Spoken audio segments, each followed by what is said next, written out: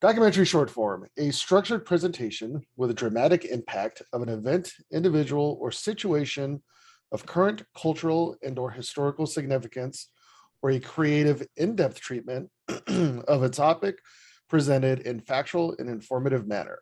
Can be filmed by one person or more. Must have debuted during the contest year. Higher weight will be given to docu-series or documentaries, sorry, with stellar photography or videography that elevates the presentation without distracting from the story. Short form has a runtime of no less than 10 minutes and not to exceed 30. This is documentary short form, and next up is Behind the Blue Wall of Silence.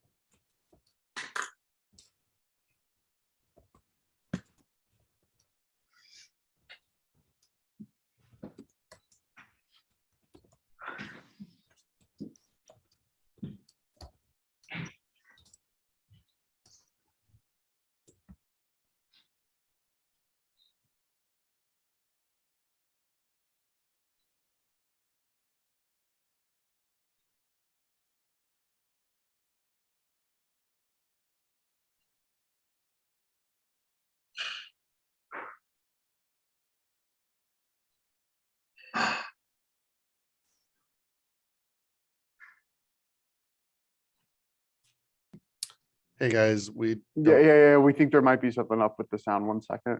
Okay. Also, Raquel, I think your mic is still open.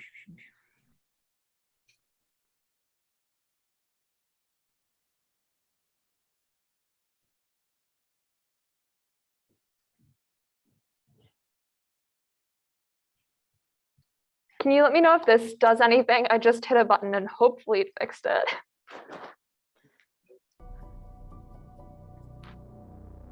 So I can't believe Is there Yes. sound? officers Yes? that I knew that- Okay, amazing. Sorry about that. All good. Can we back it up maybe 20 Yep. seconds? Or just from the beginning? I got you. Let's see.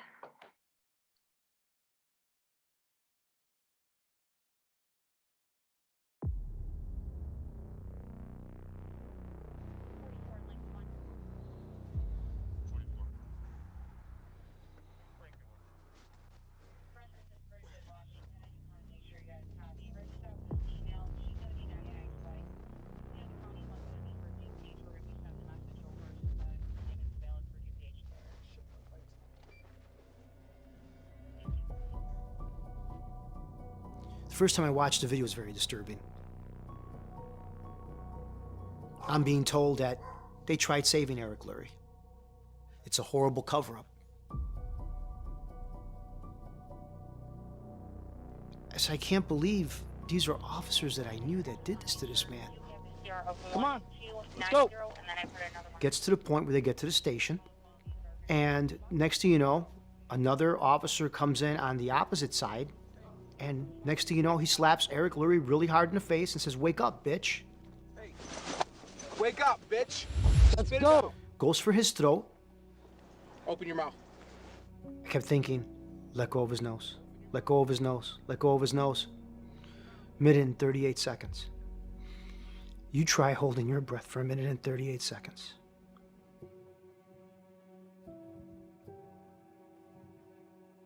Looks up at the camera. Now the audio gets cut out. Audio doesn't get cut out by accident.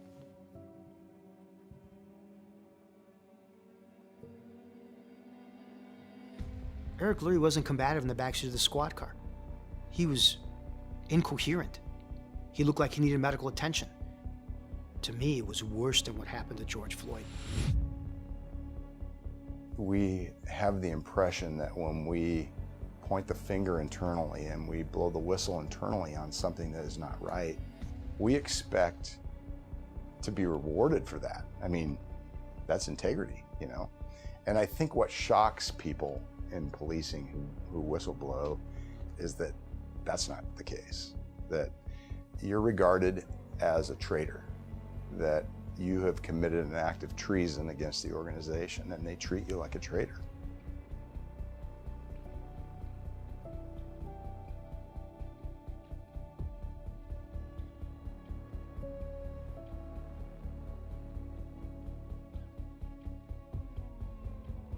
if there's any way that they being executive management, they can keep things quiet, they will. You're either part of that group, the inner circle, or you're not. And if you do things on the straight and narrow all the time, or you do the righteous thing, you're not going to be in that group. When you're talking about being a whistleblower in law enforcement, you're whistleblowing against the culture, and the culture is trained in weapons. And if you've seen them use it in a way that you do not think is lawful, what's to prevent that from happening to you or being used against you? So the officers are afraid to do anything. It's fear through retaliation. You tell me why this video didn't come out until I wound up blowing the whistle on it over 6 months later. Chief Roachner told everybody that I endangered the entire police department for what I did by showing that video. I've been representing Joliet police officers since 1992. This is all about the next guy. This is all about what happens if you speak out. I'm charged with 4 felonies for official misconduct, policy violations made into criminal offenses. You could do up to 6 years in prison, 6 on 1 count. If I'm convicted of a felony, I lose my entire pension of 28 years. God bless any police officer that'll raise his hand and say, hey, this just wasn't right. I mean, there's no holds barred when they come at you like this. Not that I lost respect for law enforcement, I lost a love for it. I lost a love for my career. I lost a love for everything I did. Never thought the people in the department would actually lie to get me indicted. I don't trust them.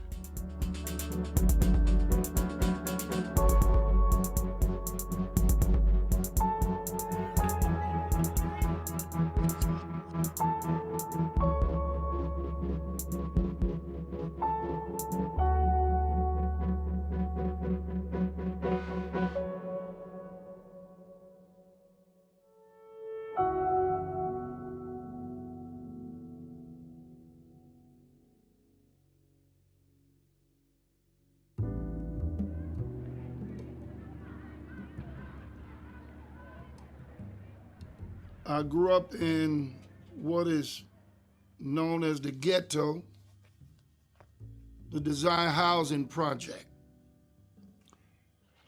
And it was me and my brother, Rudolph Thomas. We're twins, by the way. We were sitting together one night in the living room, and we were discussing, hey man, you know, we need to try to do something and try to improve our quality of living. And it was from there I went to the police academy in September. I was the first one to be hired. I was hired in July. I remember my appointment date, July 31st, 1975. Rudolph was hired months later, 6 months later, in December. Republicans and Democrats. In the early 80s, then Mayor Ernest Morial understood that there was a problem with policing police. I mean, the citizen had been calling for this for years. You know, cover-ups just appeared to be the norm. One of the things that I found was troublesome, we heard it in the academy, which I believe is what caused some of the problems among police, even until today. This culture of us having this brotherhood, and it extends, man, right now in most police departments. This is like a fraternity.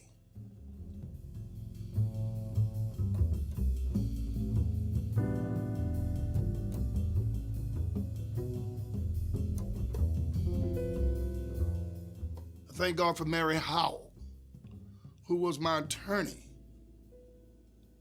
who handled my case through 82, actually. Mary Howell eventually filed suit in federal court. It was an all-white jury, heard the evidence, and they agreed that those officers, along with the chief, They did conspire. And they put together lies in a report that resulted in my termination. And that jury said, not only did you violate his civil rights, but the manner in which that it was done, it was with malice. And because it was with malice, we're gonna assess punitive damages against you for that. I think about a month later, the judge took into consideration everything that was done in court, and he issued an order of reinstatement.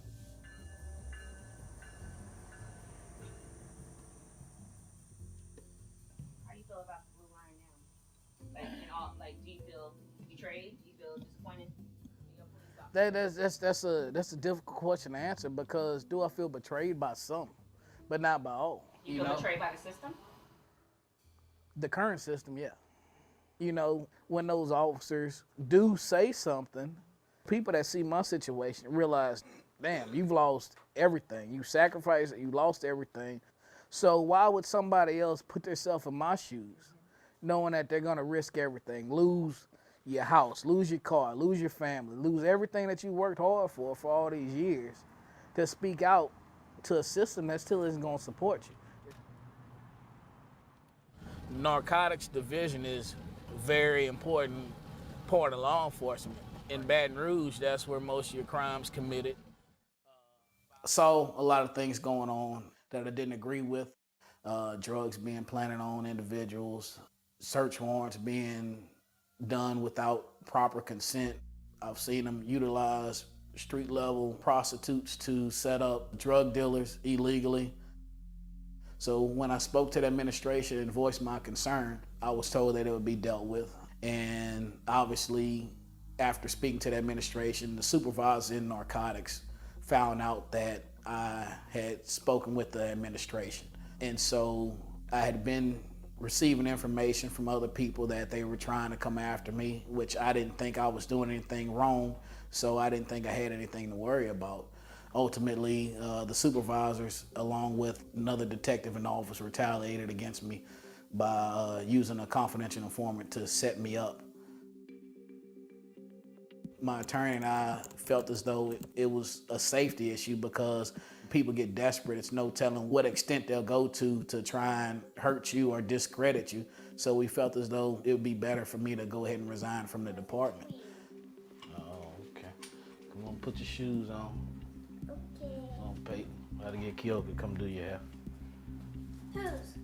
People Peyton. from my school that I've been knowing. Some days, you know, it is difficult to even wake up the next morning, because it is very, very rough.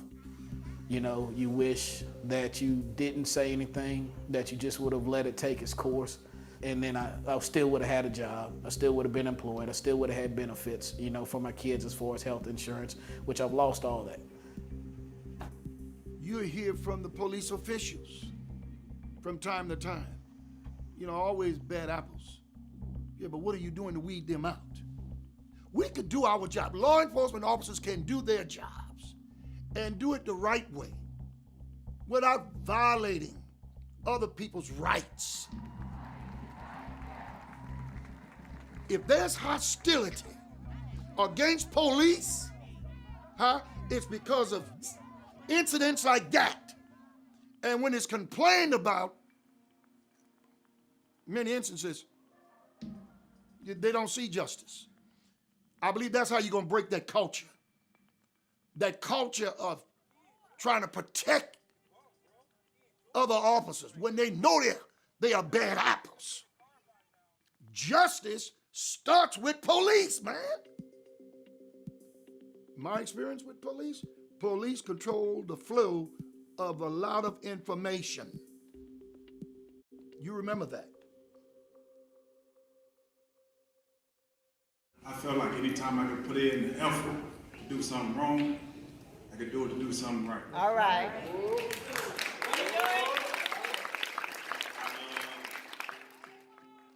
The last time I saw him was January 28th. We were going to renew our vows on February the 16th. I found out that there was recording of Eric 5 months later. So that tells me all of the months of me going down there trying to figure out what happened, what's going on, and why I can't get a police report, that video tells me why.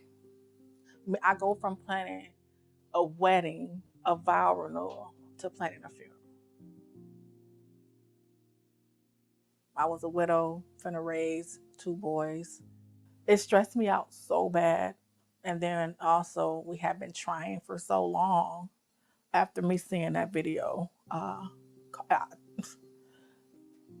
tried to keep my stress level down as much as I possibly could, but it was so much going on. And I ended up having a miscarriage.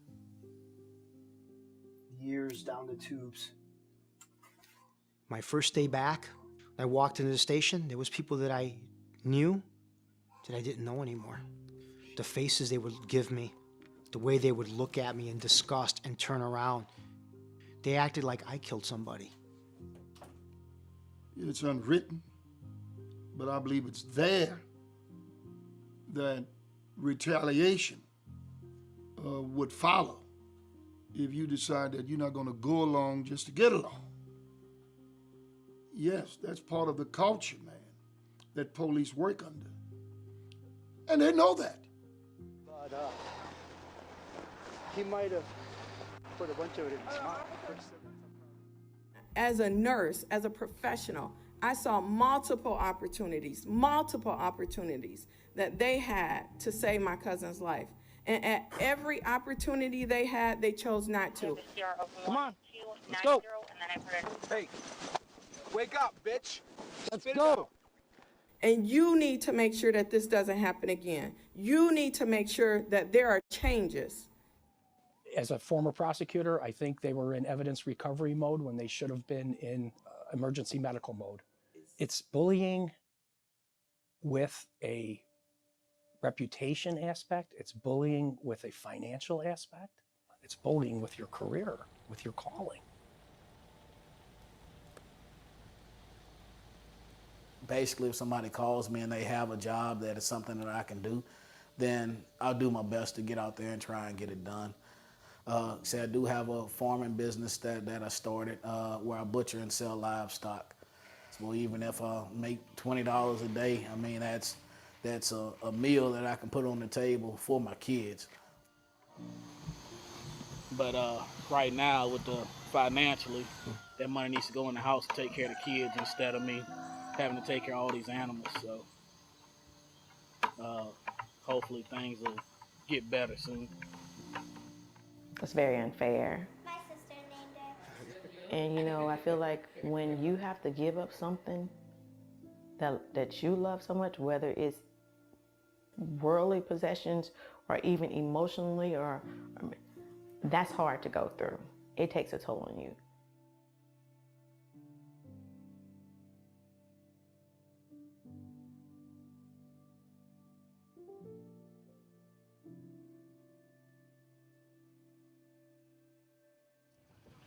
It's not really fixing the problem. And then the officers, the supervisors that were over that division, y'all transferred them out of there. But they weren't disciplined, nothing happened to them. They can go to uniform and do the same thing they were doing in narcotics. The only difference is they have a uniform on now. I'm sure there are going to be some people, man, who's not going to like what I've said on this camera. But if you're telling the truth, why should it bother anybody? Truth only bothers people, man, who know they're doing wrong, who know they're perpetrating out here against the innocent. I really enjoyed my work. I really did. I enjoyed being out there among the people. I look forward to coming home to my family. My wife, Cassandra. We got 41 years together. 3 of our sons are in law enforcement right now. What you've heard me say about police being accountable and respectful, that goes for them too. Giving you a badge and a gun isn't going to make you the good police officer. It's going to corrupt the power that you have to take somebody's life or take their freedom away. But I want to see law enforcement changed. I want to see where people believe that there's more good cops. we have to figure out a way in policing to make sure that everybody has a voice. If we always err on the side of integrity and we listen to the public when the public asks questions and scrutinizes our work, we will always come out on top. I just want to see police reform all throughout this whole country, but I want to see a true whistleblower reform that protects law enforcement. What they have out there right now is a joke. Because I can tell you there's probably, out of 750,000 plus officers, I bet you there's a third of them that have seen something that they can't speak about because they're afraid it's going to happen to them what happened to me. With regarding to Officer Javier Escada, I'm extremely grateful for what he has done, for bringing the video forward, because he opened up the light and opened up so many eyes here in our little town. I would think my husband, Eric, I think that he would be very proud that I'm standing and still fighting to get justice for him. You know, sometimes doing the right thing does cost you. It does hurt you financially, it does hurt you mentally, but in the end, you know you did the right thing. It has to be change. Biggest fear, no change at all, and then you're going to have more Eric Lurie's, more George Floyd's, more wasted lives. I hate this stuff, man. I've spent my life addressing this foolishness, man. I've been ridiculed, I've been ostracized, I've been felt the pain, the misery for wanting to see it done right. That's why I'm passionate about it, man. But I'm not one who's willing to give up, because there is hope. We may not can curb it all, but we can curb the majority of it. This time we bring common sense back to policing.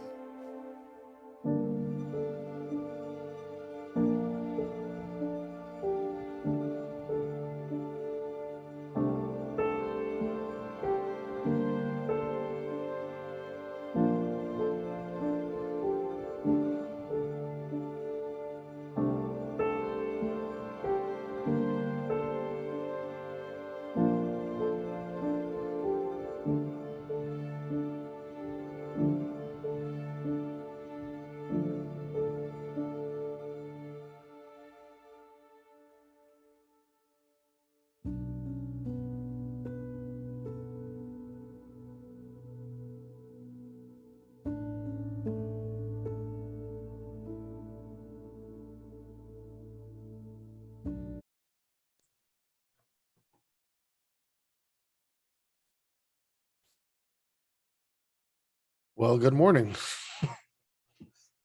It's all right, we'll go Priya first. Yeah, I mean, this was really strong. I mean, it was expertly produced, researched. They got interviews with all of the right people. I mean, the interviews are so compelling and personal. And in the beginning, I thought the whistleblower did a great job of sort of creating the setup and really driving the narrative forward. So really no critiques from me on this. I thought this was just a really strong piece. The visuals to me made sense. And it was just, yeah, it was expertly made and produced. And from a journalism standpoint, it was really, really good. Raquel. Yeah, I feel the same way. It was very solid. It was tight. The editing was good. There was a good pace. I liked how at the end, like even the interviews were climactic and it got emotional, and like I liked the illustrations that would pop in randomly. And what else did I write? Yeah, just great interviews, great reporting, and an important perspective. I'm really glad that I saw this. No critiques really on my end. Nathan Thompson.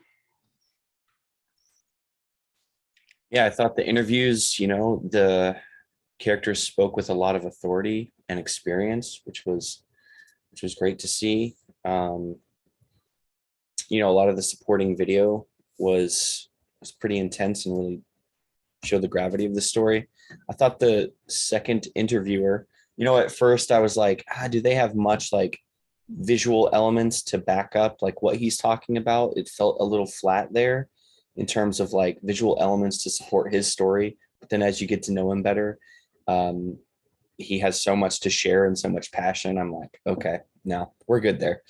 I really liked how they showed the impact on the officer's family and children after he lost his job, and he had to basically, you know, find kind of like he had to start raising animals and things and just kind of scrapping up money together to try and support his family. I thought that was really hard to see, you know, when he's clearly such a good guy and he could still be working in his career. Only critique was there was one scene where there was a lot of light flicker on the porch from LED lights. So if they would have just synced their shutter speed a little different and watched closely while they were shooting, they should have been able to catch that. There was also a couple shots where you could see they had a dirty sensor. So just being a little picky on the camera side, and some water on the lens too. So just kind of a couple technical things to pay attention to. And then the last thing, I just love the line, truth only bothers people who know they're doing wrong. It was powerful.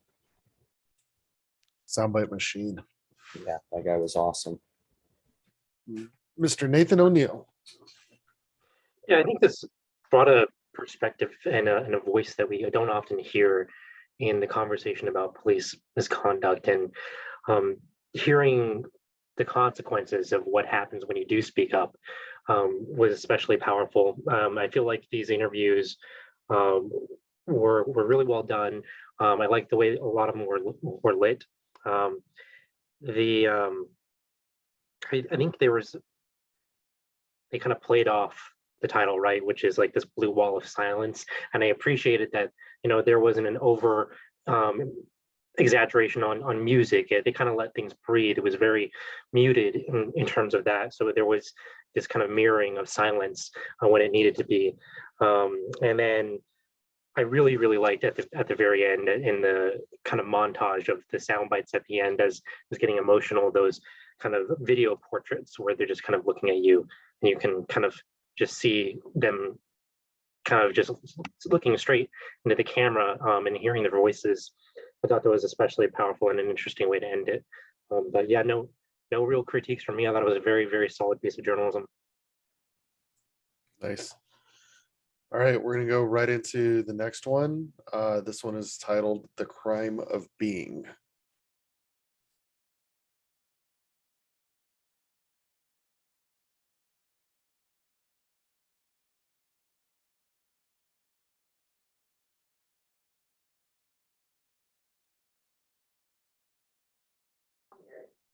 One second, judges. We are having some trouble locating the link on this thing here because it looks like there was. Now it's there. Oh, it popped in. There we go.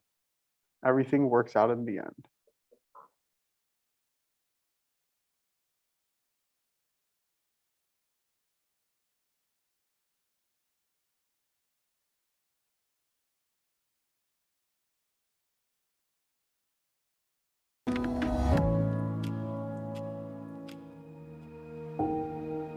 Decidí transicionar realmente desde siempre quise hacerlo.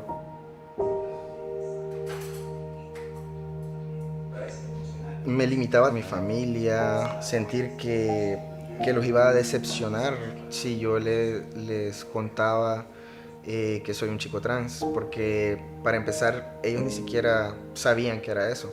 Pero el deseo de querer ser yo siempre lo tuve.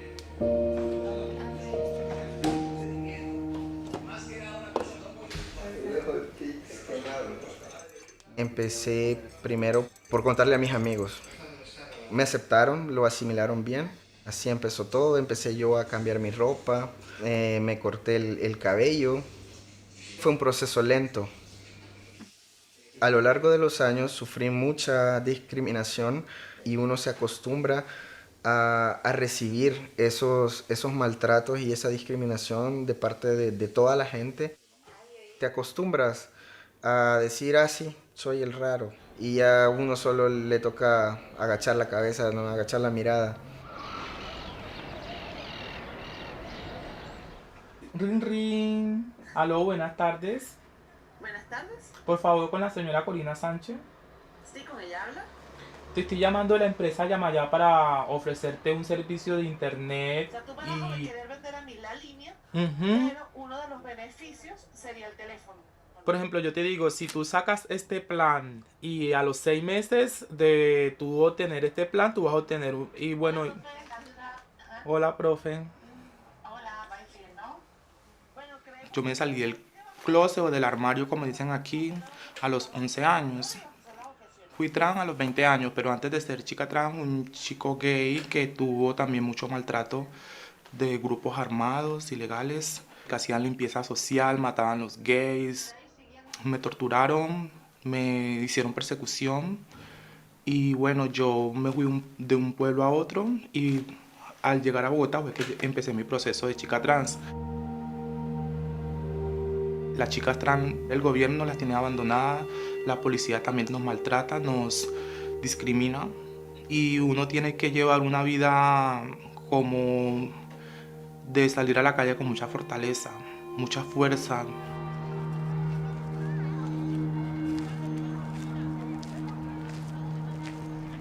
Mis padres me estaban hablando que yo no puedo tener hijos y por qué voy con las mujeres y me obligaron a tener hijos y me violaron para tener hijos a los 12 años. Yo misma creía a la niña sola, ni familia, ni nada. Yo le creía sola.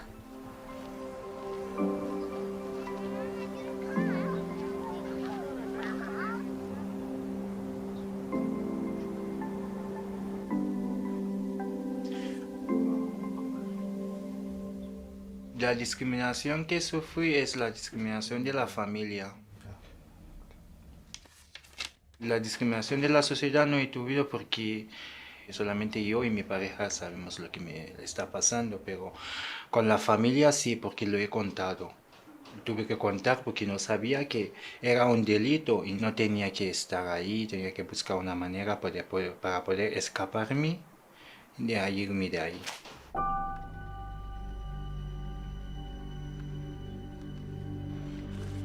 Un día, estando en un bar, llegaron unos tipos. Eran pertenecientes a las pandillas. A uno de estos tipos, el que decía que era el jefe, le gustó mi chica. Al ver que mi chica no le prestaba atención ni nada y que estaba conmigo, que le dijo que tenía novio, pues me empezaron a molestar a mí. Empezaron a decir que ellos eran los que tenían el control ahí de esa zona y empezaron a pedir los documentos de identidad.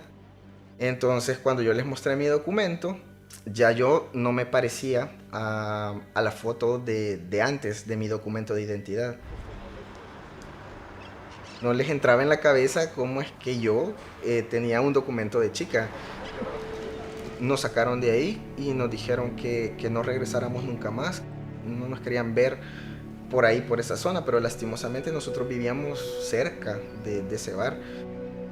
Así que siguieron las amenazas constantes y amenazas serias de muerte. Entonces, por eso tomamos la decisión apresurada, pues, de salirnos de ahí.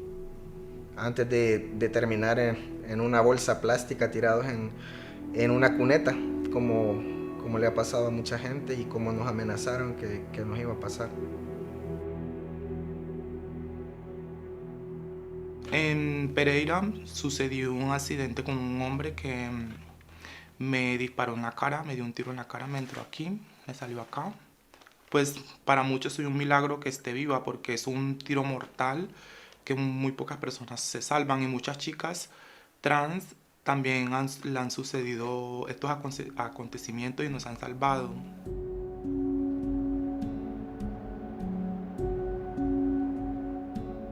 Yo era militar, soldado del ejército. Empezaron a chismosear en el cuartel. tú eres lesbiana, tú sales lesbiana desde la academia, tú sales con las mujeres.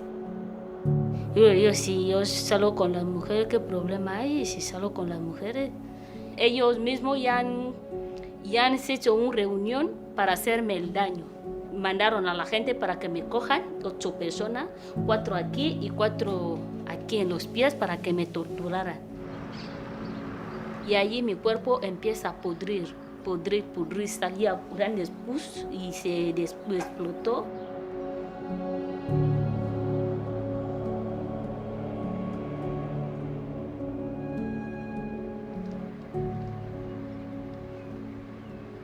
Llevaron el caso en ministerio. Desde el ministerio llamaron al comandante para que me evacúe. Evacuar es matar.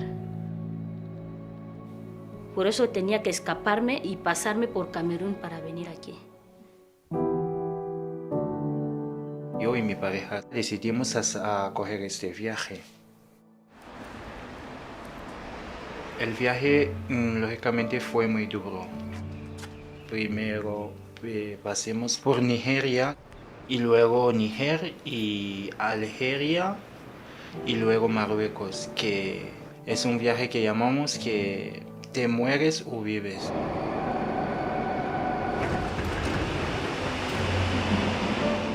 Sí, yo crucé el mar y él también intenta cruzar el mar, pero al final murió.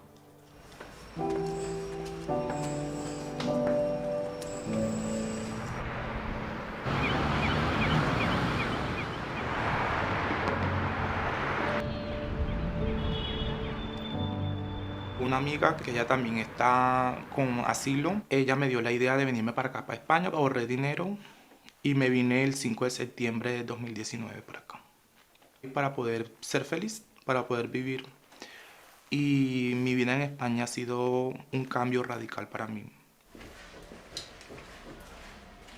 A veces he sentido discriminación, he tenido un poquito de tropezones con personas homofóbicas que me encontré en la calle, pero otras personas me defendieron. Lo que he vivido antes, los momentos duros que he vivido, me ha ayudado muchísimo a saber quién soy. En un momento difícil es el momento que tienes que encontrarte quién eres. Al final me di cuenta que soy no binario porque a veces me siento chico, a veces me siento chica. Fue aquí donde empezamos a darnos cuenta de cómo habíamos nosotros normalizado la violencia de nuestro país. Al inicio estábamos con miedo igual de salir a la calle y tomarnos de la mano y todo eso, pero conforme pasaba el tiempo y que veíamos otras parejas en Sol, en la Gran Vía, tomadas de la mano, nos sentíamos realmente como en otro mundo, ¿no? Como mujer lesbiana que soy, me siento bien, tranquila, feliz, que me aceptan tal como soy. Vale, vamos a ver. Vale, buscar trámite, a ver qué te sale. Vale, ¿tú qué quieres cambiar? ¿El padrón? ¿Padrón de habitación? Pues ahí, dale a ese. Al padrón de habitantes, arriba. Sí. Y el trámite, a ver qué pone. Tú ya estás empadronada en un sitio, ¿no, Felicidad? Y te quieres cambiar a otro. Sí. Es así, ¿no? Sí. Vale, porque esto dice que es modificarlo, porque... Felicidades, me voy. Te quiero mucho. Yo a ti. Sí, te voy a llamar. El municipio o país de nacimiento... El acompañamiento de ONG Rescate es muy importante porque hay un montón de cosas que uno no las sabe, por ejemplo, en cuestión de los trámites que hay que hacer para poder tener acceso a la salud, la seguridad social, los papeles con el abogado. Ah, ya me sale. ¿Te sale? Vale. Sí. ¿Ya le has metido la contraseña? ¿Te Sí. sale? Vale, métete el correo. Mucho apoyo, el apoyo incondicional he tenido de la ONG Rescate. Económico, psicológico, estudio, capacitación, de todo.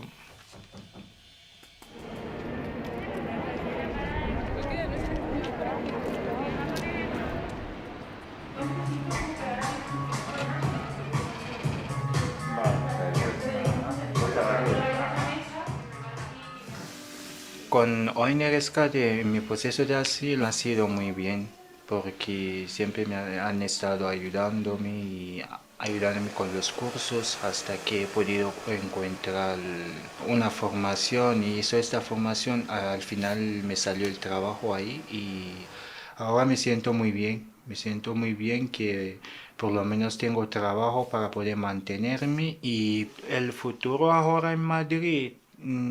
Creo que todo va a ir muy bien porque siempre estoy con mente positivo.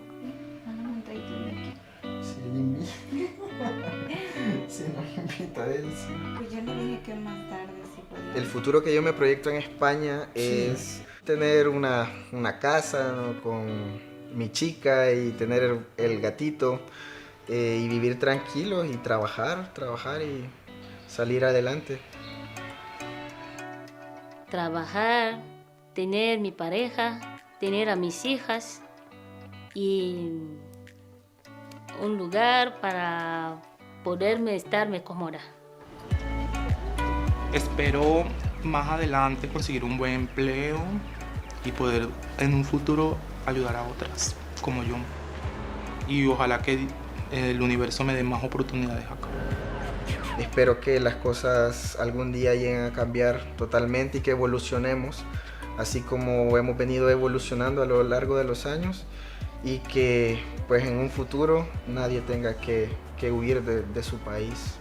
Intentar a respetar a los demás, da igual el color de piel, da igual cómo se sientes, el respeto es el fundamental de todo.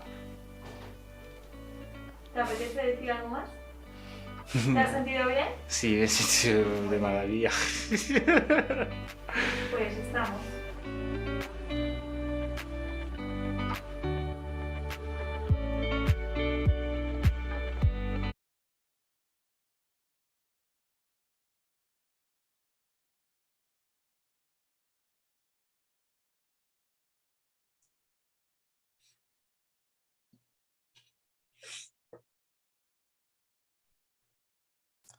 Right. Mr. Thompson, we'll start with you.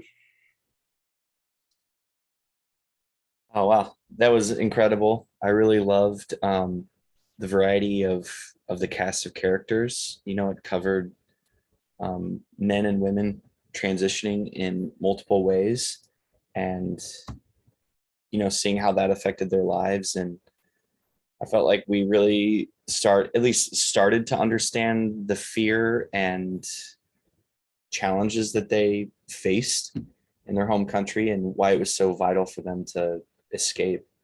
I thought the cinematography was beautiful. There were a lot of angles that let you see the environment with the characters kind of in the background. There was a lot of foreground and natural light. I thought there was a lot of nice creative angles in the scene where they were kind of learning to fill out paperwork and figure out how to change their status. There was like a nice shot where there was, you know, the computer was soft in the foreground and it really focused on her face in the background. There's also a really nice creative angle of like the shadow walking down the street. So I thought visually it was very rich, and that supported like the warmth of the story. And at the end of the story, I really felt the connection to all the characters, and you know, felt joyful when they started to find joy and peace and space to be themselves. It was really nice. Yes. Raquel. Yeah, again, I want to echo a lot of what Nathan said. It was what I loved about it is that it was gentle. You know, it wasn't trying to like force any kind of narrative. It was just hearing their story. I loved also the variety of the shots. I like that we went outside, we were inside. You could tell that there had been a good relationship established between who was interviewing them and them, especially when I think Felicida showed us her scars, things like that. I thought it was done very, maybe gentle is not the word, but it was done very honestly, and just I could feel that there was a wonderful just intention and relationship between them and who was interviewing them. And the only critique I have, because I really did enjoy all of it. I was very engaged throughout. The only critique I have is that there was a slight change in font in the subtitles, like that happened a few times just randomly with certain words, and some of the words in the subtitles didn't match what they actually said. Not enough that it changed the narrative or changed what they were saying, but it just, there were some words that weren't translated or that were added on that they didn't actually say in Spanish. But that's it.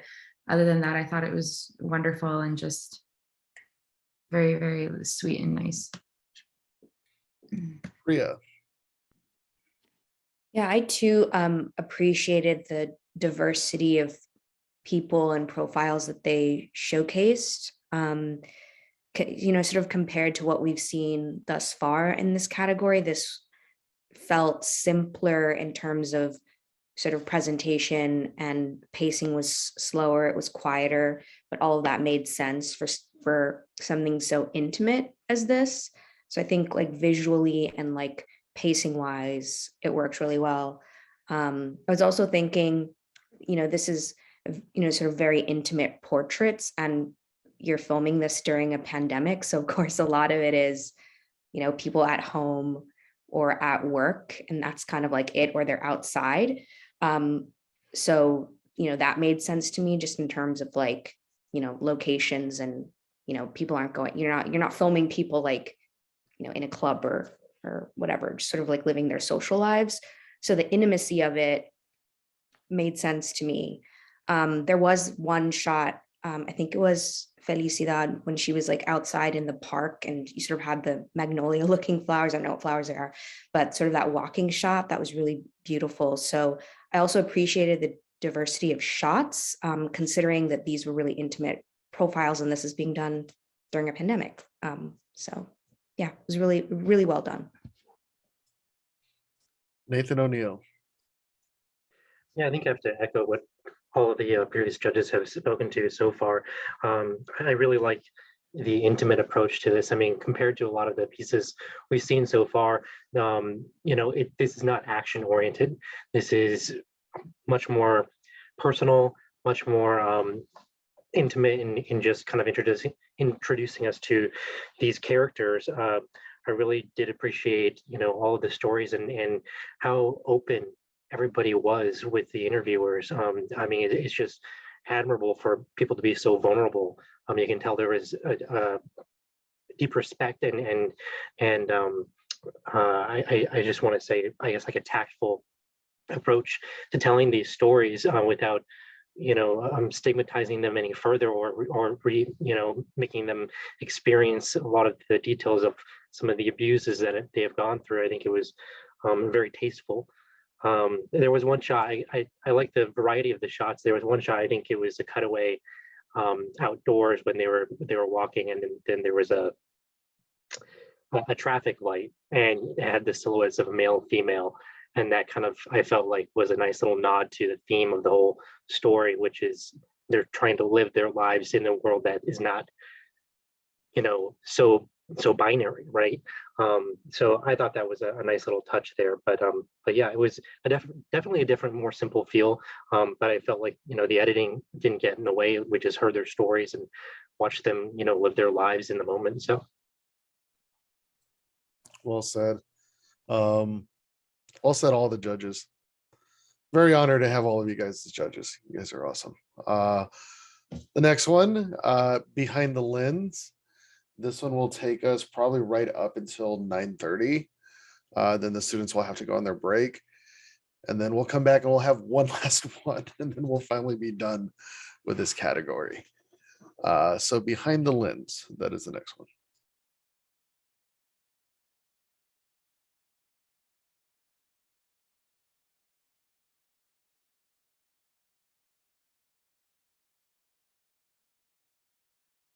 You are gonna edit this, right? Yeah.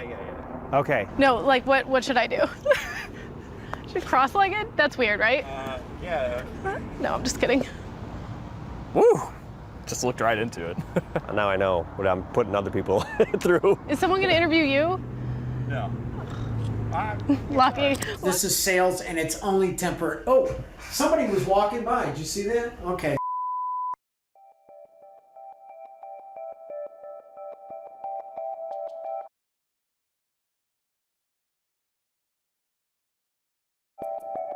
The last 2 years have been we've been having to reinvent the wheel so much.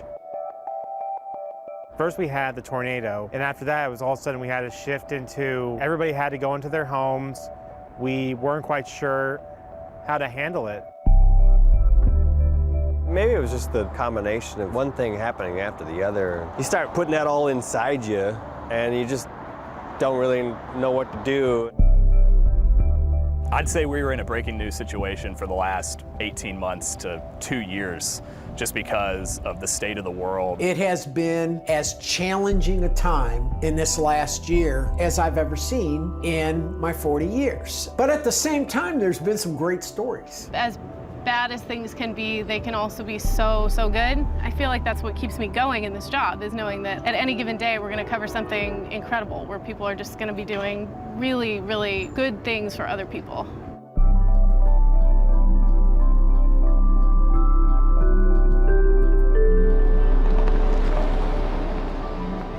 The last 2 years have been we've been having to reinvent the wheel so much. First we had the tornado, and after that it was all of a sudden everybody had to go into their homes. We had to try this working remotely thing. We had to make sure too that everybody was comfortable, everybody was safe. It was this place that was my home for so long, and all of a sudden it's like, you can't go back into it. We weren't prepared the day Waverly happened, the day the flooding happened. We were not ready for it. We heard that there were people having to get onto roofs. Roads were flooded. In fact, we tried to get somewhere else besides Waverly at the time, and we couldn't. And any of the main highways you would take to get into Waverly, they were all blocked. Everybody was trying to get there, find their families, but they couldn't, and neither could we. We do cover a lot of the bad. In the bad, we definitely try to find something positive, something good, makes them smile. Just makes them take a second to think, you know, I've seen that guy out there before, but I've never asked them their story. I've never really thought about why they do what they do. After a COVID-19 exodus. Oh my gosh, good to see you guys. That felt more like 40 years in the wilderness. Could you perform a miracle like part the Red Sea for me? It was back to the promised land. Much love, much love, much love. For the man they call Soccer Moses. Oh yeah. We're back, baby, we're back. We're back. Hey, you know what, speaking of that, whoa! Exile suck. He isn't on Nashville SC's payroll. Can we hug? Are we hugging? We're hugging. Bless you. But at this point, he might be more recognizable and approachable. Touch of your holy beard. Yeah. Than any player on the team. What Soccer Moses embodies is about fellowship and about community and proximity. Stephen Mason's ministry started when he bought tickets for the first ever Nashville SC game last year. He went viral for his sign, "Let My People Goal." If the whole thing feels a little bit like a performance. Oh yeah. Shanti, namaste. Oh yeah. It's because Stephen Mason is used to the spotlight. He's also 1/4 of the Christian rock band Jars of Clay.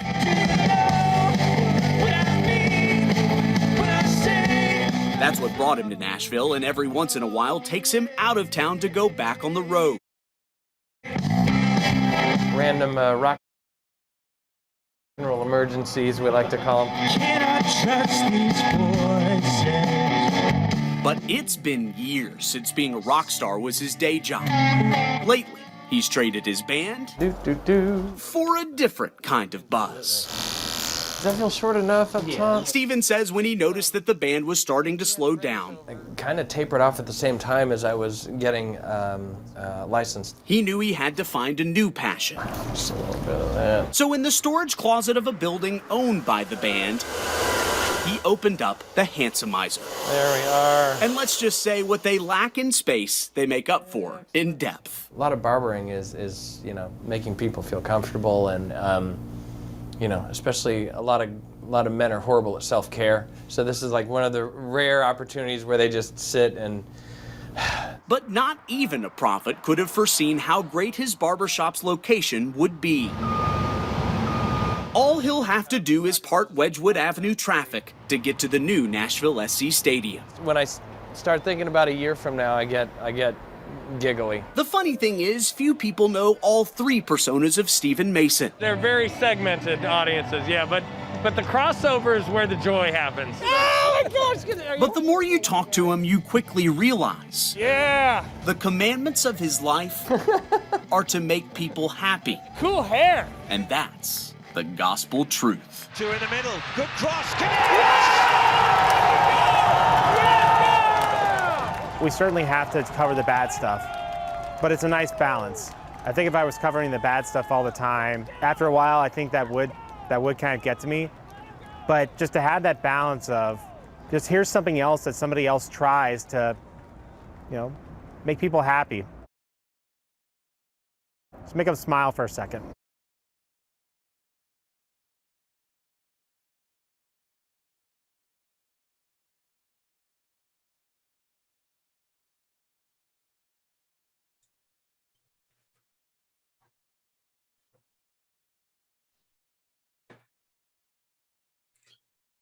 All right. Raquel, you go first. It had a fun start. I was actually kind of curious and excited to see it, but then I just got very confused. I didn't really know what the story was about. And then when I noticed we were 5 minutes in, I feel like I should have known what we were looking at by 5 minutes. Yeah, I mean, it shot fine, but I just was confused about the story. That's all I have. Nathan O'Neill. Yeah, I agree. I think the setup kind of teased us in a way that I felt like we may have gone down, like, really getting to know people behind the lens, maybe. But then it took a turn and became, I feel, just like of a best of show kind of piece that was a collection of some good pieces of photography from a station. Nothing wrong with that, but I just don't see it being in the same caliber as our top tiers. Thompson? I'm a little biased because I know almost everyone in the video when I worked at that TV station. So I know the format, and I'm sure it would be entertaining. It is more of like a story medley, I feel like. Just a different format, and I don't know that it really fits into documentary. If it stuck with the main characters, you could still use to make it feel like a doc, you could still use supportive B-roll to tell that story, but then just kind of pitching to the best of stories of the year, I agree, doesn't feel to me like a documentary. Rio. Yeah, I agree with what everybody said. The first 2 minutes, I sort of thought, at least the first, a minute, I sort of thought, oh, we're gonna, okay, behind the lens, that makes sense. The second minute seemed like it was more focused on sort of covering dire events and sort of the impact on a community. And then it kind of like jumped to this, more lighthearted stuff, which, I mean, there's nothing wrong with that. I agree. It's more like a story medley rather than a documentary, which usually has like a central theme or like, a narrative that you can follow. So I agree, perhaps not totally appropriate for this category.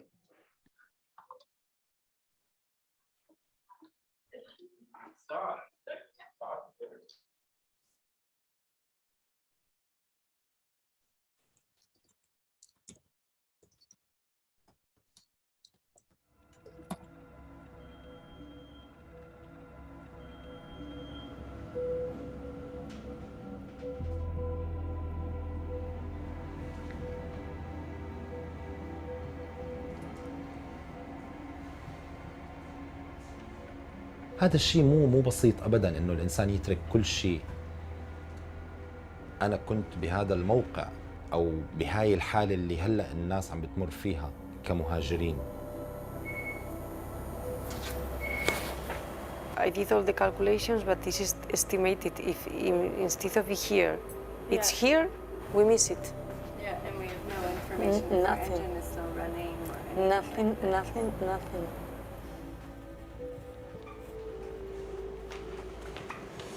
Good luck. Good night, guys.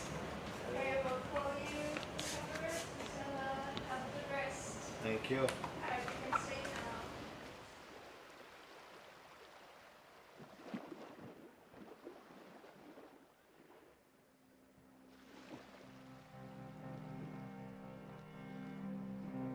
We received the mail about 7 in the morning. We changed the course, and now it's something 1 hour 50 minutes to arrive to the estimated position. Colibri 2 will be flying. They're taking off shortly.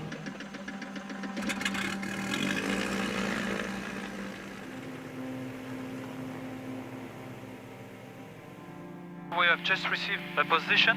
We have got a type of boat and the number of people on board approximately. So we are going to check in this sector if we find something or not.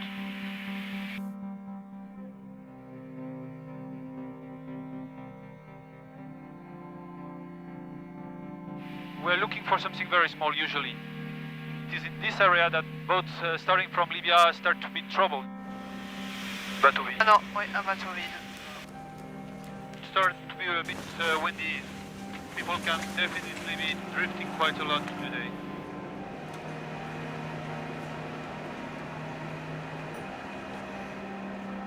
We have a small wooden boat, I would say with approximately 20 people on board.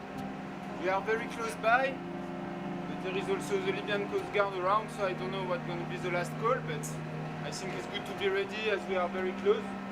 And for now it's standby, so we wait for instruction. There was a drone overflying us and overflying the position, really not high at all. I never saw a drone so low like this. We have a pattern. Going to our ship, then go back there, circle around. Tenemos el tiempo en nuestra contra, sabiendo que si guardacostas libios llegan primero los van a devolver a un sitio que no es seguro. See? Yeah, they are still we saw the ship, the white boat, they moved, they Same as last time. There's between us and the other boat. Yes, we don't see the boat more. And the drone is And the drone we've seen. Yeah.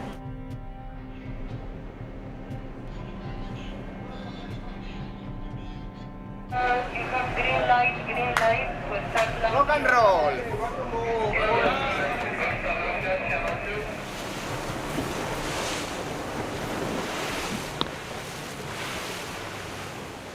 Bonjour, English, français? On va mettre les gilets. Ok, stop.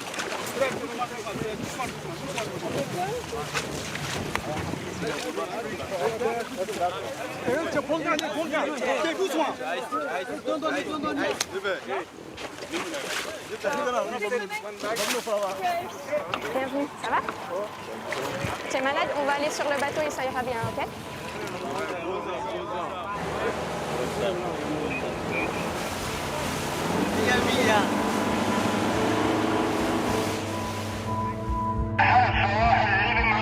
ابتعد عن الهدف، ابتعد عن ضرب الوجهة.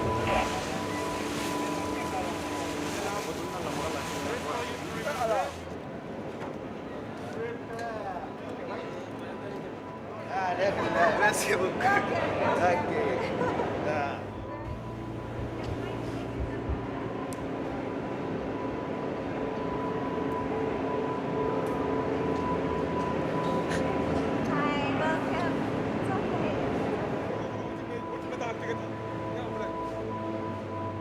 مفيش إذن من السلطات الليبية حسب اتفاقات دولية أنت داخل مياه البحث والإنقاذ الليبية. هم عم بيقولوا انه هم الحين 46 مايل بعاد عن السواحل الليبية، لكن حسب القواعد الدولية هم مسموح لهم يبحروا هون في هذه المنطقة. واللي صار انه هم كانوا شافوا القارب قبل ومشوا حسب الاتفاقات الدولية. أعلموا السلطات الليبية مرتين، بعدين قاموا بعملية الانقاذ. لو انتم كنتوا موجودين قبل واعطيتونا هاي التعليمات انه نبتعد، كان الموضوع مختلف وكان رح نبتعد. وجودك في المياه الليبية يزيد في أعداد الهجرة غير شرعية وموت البشر. هاي المرة الثانية بنبهكم. المياه الليبية أحسن من نتعامل معاك ويصير تصرف ما بيعجبك.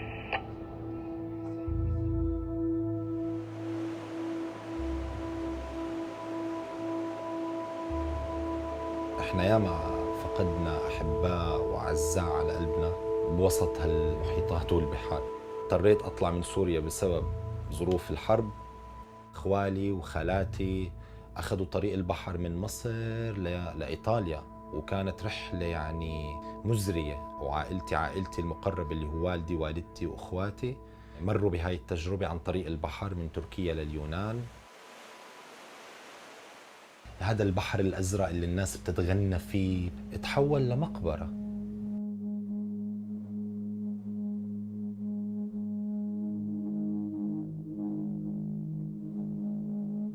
J'ai un bateau à gauche. Okay, I have empty boat, I think. Most probably this boat has been intercepted by the Libyan Coast Guard. Oh yes. Yep. Okay. There are definitely people in there, yep.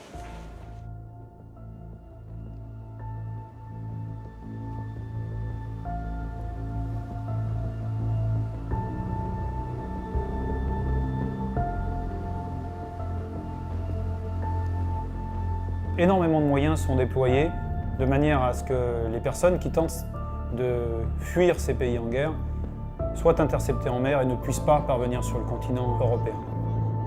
The UN believes militia groups fighting each other in Tripoli are involved in the lucrative trafficking trade of African migrants to Europe. Some have close ties with the country's EU-funded Libyan coast guards. On parle de dizaines de millions d'euros de soutien accordés aux gardes-côtes libyens en termes de formation, en termes de matériel, dans l'occurrence de bateaux. On parle d'avions, affrétés entre autres par l'agence Frontex, mais également des drones plus récemment. This is Mayday Relay, Mayday Relay, Mayday Relay.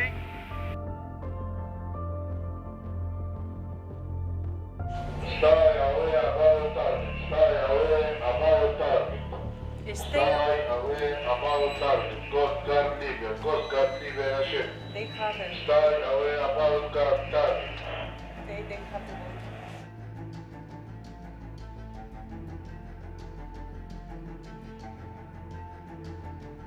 They're shooting. Yeah, they're shooting. So-called Libyan Coast Guard, please keep more distance. Don't shoot at the people. خفر السواحل الليبي، خفر السواحل الليبي. احنا بس شفنا انك جاي باتجاهنا بسرعة، فبس حبينا نعرف اذا في اي مشكلة. تطلع فوق انت بتسبب ركب عملية انقاذ. انت بتسبب ركب عملية انقاذ، مهاجرين بيشوفوك بسببوا ركب.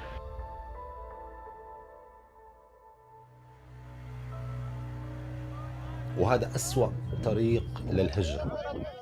الحقيقة هي إنه هاي القوارب موجودة ورح تضل موجودة، كانت موجودة من سنين ورح تضل موجودة لسنين. فلما يكون عندنا عملية إنقاذ وأطلع بعيون المهاجرين وأشوف هذا الرعب اللي بعيونهم من الحالة اللي هن فيها، فبلحظة بتغير هذا الشعور لشعور معاكس تماماً. لما تكون سفينة إنقاذ هائلة قريبة من القارب الصغير تبعك. الحمد لله على السلامة يا شباب، الحمد لله الله نجانا.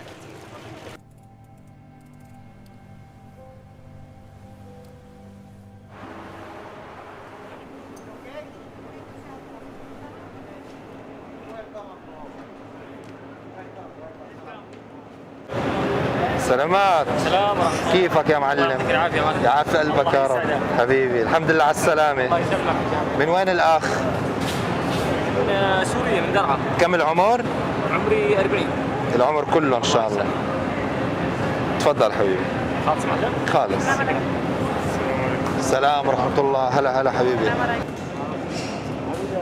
عقبال ما تشوف لعيالك. فصرنا بنص البحر، ناس قطعت الامل بما انه خرب الماتور تعطل، ففي ناس صارت تحكي انه لازم نسلم حالنا لخفر السواحل الليبي، ففي ناس رفضت وفي ناس ايدت، فالاغلبيه انه رفضوا بما انه اذا راحوا على خفر السواحل الليبي راح يكون امرهم سيء بالمره بالسجون. كنا نفكر بالموت، بس كنا نفكر انه عم نستنى المركب لبين يتحطم بينا. نحن شفنا على الفيسبوك انه في سفينه اطباء بلا حدود قبالة السواحل الليبيه، فاحنا مشينا على اساس انه راح نلاقي سفينه سواحل اطباء بلا حدود. فالإنقاذ الثاني كان عندنا عدد كبير من السوريين. مع كل شخص من سوريا الحبيبة كان يطلع على السفينة كنت أشعر إنه في قطعة من سوريا عم بتقرب مني أو أنا عم بقرب منها. سلم لحالك يا عسى.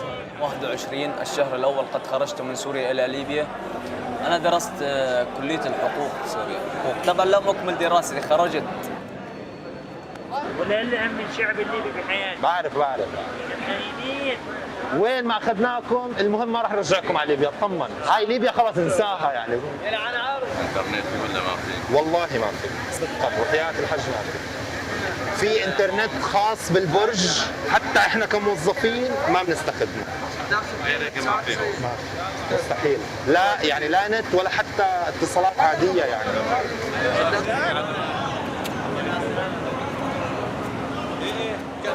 بعثت لأهلك رسالة؟ ما بتعرف. بدنا نتأكد نحن إنه الرسائل وصلت ولا لساتها. ما بعثت رسالة لأهلك؟ وصلت ولا لا؟ طيب والحل؟ في قارب ثاني رايحين نجيبه وهو قريب، فبدنا نقرب هيك مشان نرجع نعمل نفس العملية تبع قبل شوي. معيتكم ايه؟ يلا قربوا لهون شباب، في قارب ثاني.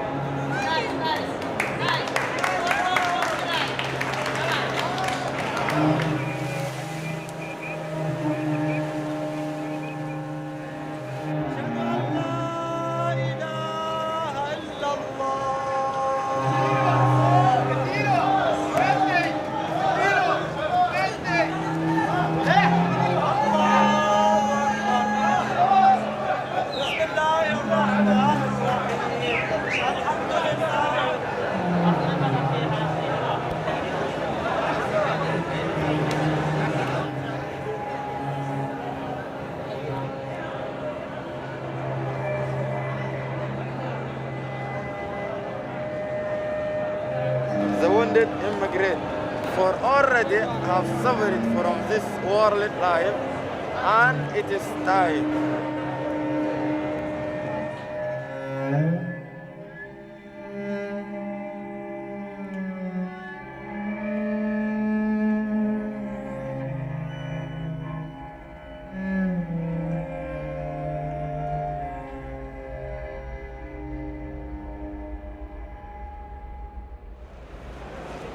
Good morning, salam alaikum, bonjour.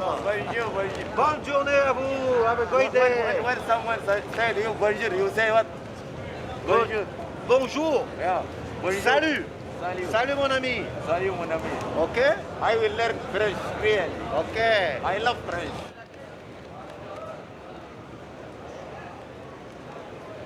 ما عندناش مطبخ نطبخ ونحضر، بس هذا الاكل اللي موجود هون ممكن ما يعجبكم، لكن هو فيه فائده صحيه كبيره وبيخليكم تشعروا بالشبع لفتره طويله. تفضل مي تخلي تحطه على جنب.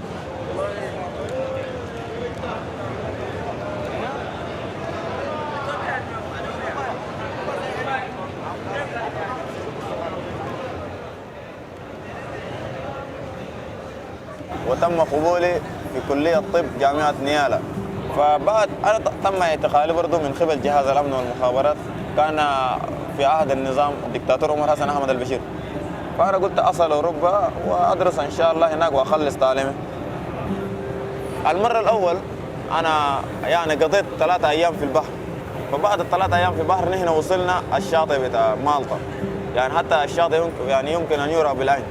فللأسف الشديد وصلونا خبر السواحل الليبية يضربونا بالوصي وقاموا أمروا لنا السلاح، لكن الحمد لله يعني في الأراضي المالطية ما ضربوا صراحة، ما ضربوا ولا ذخيرة.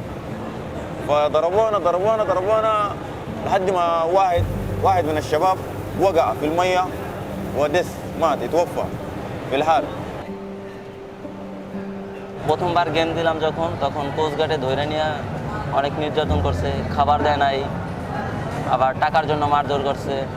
There are a lot of human trafficker and they sell like slavery. They sell one people to another people like this. This is the system of Libya.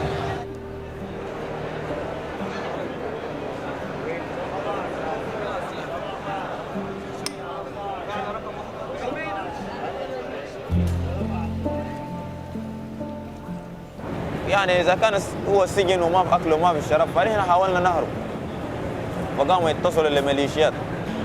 أولا كده مجرد ما وصلوا قاموا أطلقوا نار مكثف، إطلاق نار كثيف وعشوائي. فالحمد لله أنا يعني كنت موجود، والله كنت موجود حتى أمام الذخيرة. يعني أنت بتحس بأنه صوت السلاح بيمشي فوق لراسك، تسمع بالصوت شيو شيو. ففي نفس اللحظة يعني أمام عيني كده أنا لاحظت اثنين وقعوا يعني خلاص، حتى يعني هم ملونا بالدم، يعني واحد في راسك ويجيك دم نازل، تحس بشيء دافئ.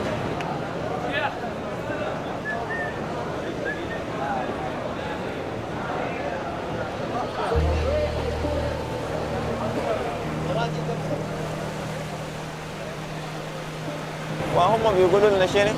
بيقولوا لنا نحن هنقتلك وهنلوحك في البحر، يعني هو يقتلك ويجدعك في البحر وما فيش حد يدور عنك. وزي ما قالوا ما فيش حد يدور عنهم، هم يقتلوا ويجدوا في البحر زي ما قالوا.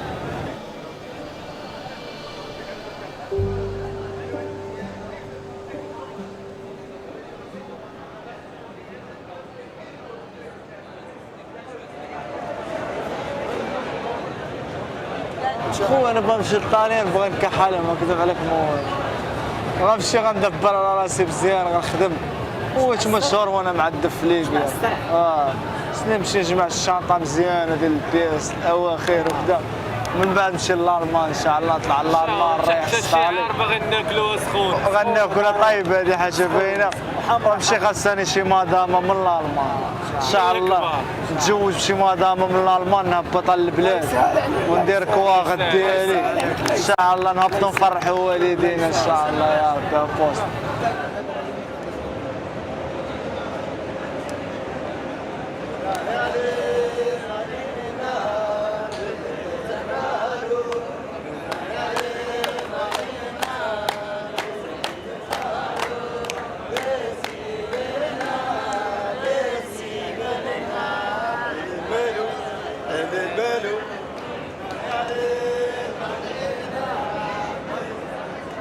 والموضوع مو بايدنا ولا قرارنا انتوا وين تروحوا وين بتروحوا. احنا عم نتراسل مع الدول المجاوره مشان نلاقي مكان امن ناخذكم عليه، لما يكون عندنا اي معلومات وين وامتى احنا رح نخبركم.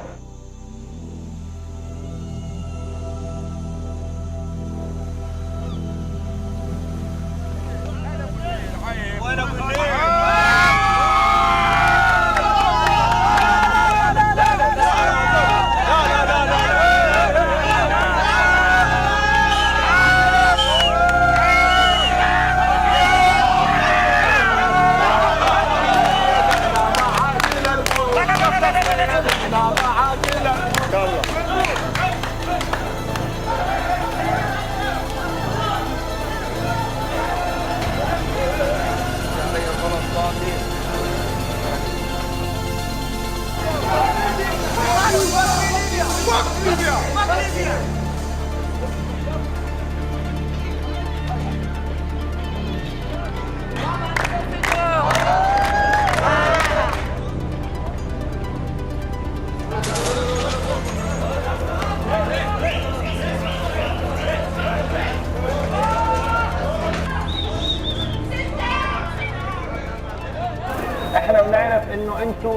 جيتوا من رحلة صعبة كثير وعانيتوا كثير لحتى وصلتوا لهون، وبنعرف انه انتم هلا متعبين نفسيا وجسديا، لكن بنتمنى انه تحافظوا على هدوء اعصابكم وتتعاملوا مع بعض مثل الاخوة. احنا رح ننزل بكره من البحر، من هون رح ننزل بالبحر. احنا الاهالي قلت لك احنا واحنا بليبيا يا ابو جاد كان يسمعوا اهلنا وعيالنا عننا هون، ما حدا بس هذا حاجه واحده بس، نطمن اهالينا بس، هذا الشيء الوحيد يسمع عننا هون، هذا الشيء الوحيد يا صلاح. انا عندي اهل مثلكم وبعرف وفاهم انه انتم اهاليكم قلقانين عليكم، هذا شيء طبيعي، انا مثلكم بحس فيكم، وهذا الشيء زعجني انه انتم مو قادرين تتواصلوا مع اهاليكم. انا بتمنى لو معي تليفون وفي نت والله العظيم لاعطيكم اياه، انه احنا مضطرين نستنى وقت لحتى اي مينا من هاي الموانئ يفضى ويقولوا لنا جيبوا الناس، بس هذا ما بيعني انه هن رفضوكم. غصب عن دول اوروبيه انتم رح تروحوا ورح يستقبلوكم مش على خاطرهم، هذا قانون دولي، انتم لاجئين، انتم طالبين لجوء، تمام؟ Not a lot of updates from my side. I know things have been a bit tense on the deck, so thank you very much for staying vigilant and for all of your efforts. I know it's really not easy. As of just now, we have sent our second request, second official request, let's say, to the Italian authorities, again requesting a place of safety.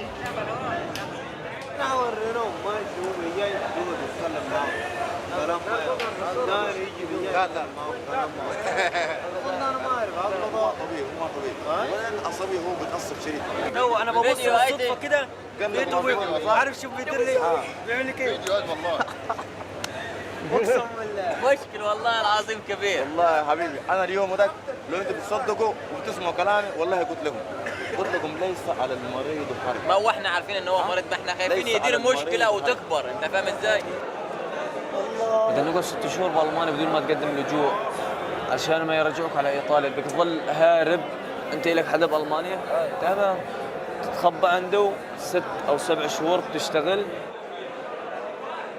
بس بدك تكون نفس الحكي قريب على بعضه، يعني لجوء بس ما تبين بالضبط، بس يعني رؤوس اقلام.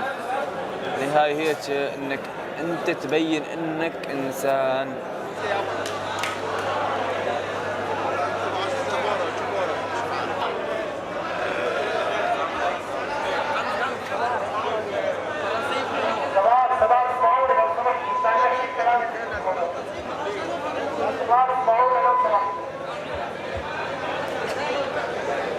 طبعا اليوم المساء رح نوصل على ايطاليا ان شاء الله، وبكره رح تبلشوا تنزلوا من السفينه تبعنا على المينا بايطاليا. اليوم المساء بنوصل، بكره ان شاء الله بتصيروا انتم بالمينا تبع ايطاليا.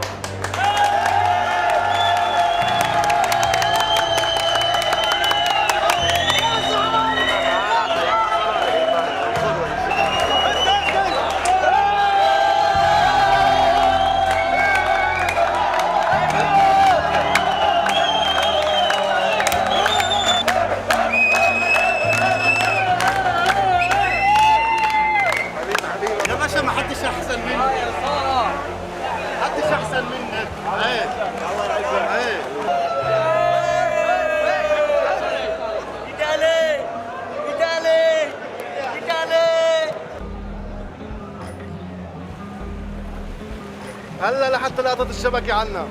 لا امورنا تمام الحمد لله، يعني بين بكره وبعد بكره بنوصل على ايطاليا.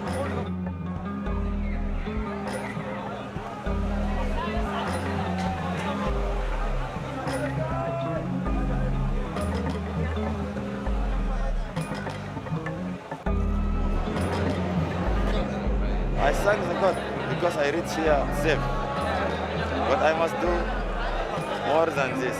So this is the beginner. احنا بننصحكم دائما تكونوا صريحين مع السلطات الايطاليه، وراح تكون عمليه طويله لانه انتم كتار، فبدنا منكم صبر.